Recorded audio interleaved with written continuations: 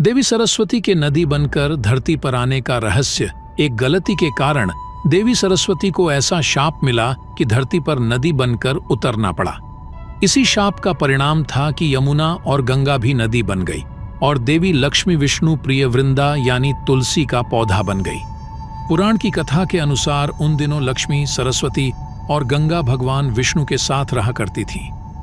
एक दिन गंगा ने भगवान विष्णु से कहा कि आप तो लक्ष्मी और सरस्वती से अधिक स्नेह करते हैं। इसके बाद गंगा और सरस्वती के बीच वाद विवाद होने लगा। दोनों के बीच विवाद गहराता देख विष्णु बैकुंठ से बाहर चले गए।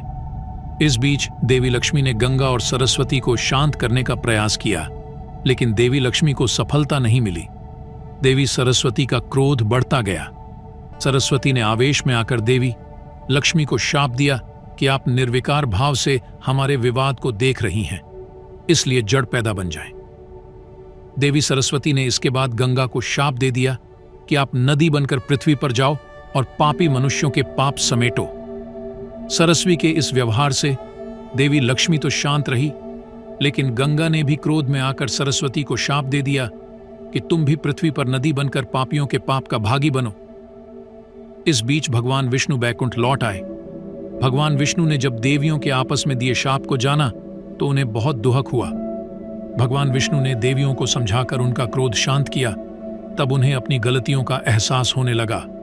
इसके बाद देवियों ने शाप से मुक्ति का उपाय जानना चाहा।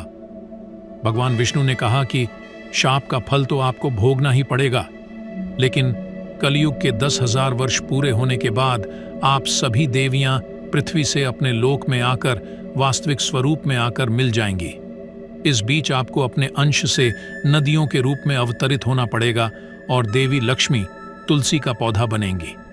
माना जाता है कि देवी सरस्वती अब अपने लोक को लौट चुकी हैं और अब गंगा के स्वर्ग लौटने की तैयारी चल रही है। ऐसे वैदिक जानकारियों के लिए हमारे चैनल को सब्सक्राइब करें।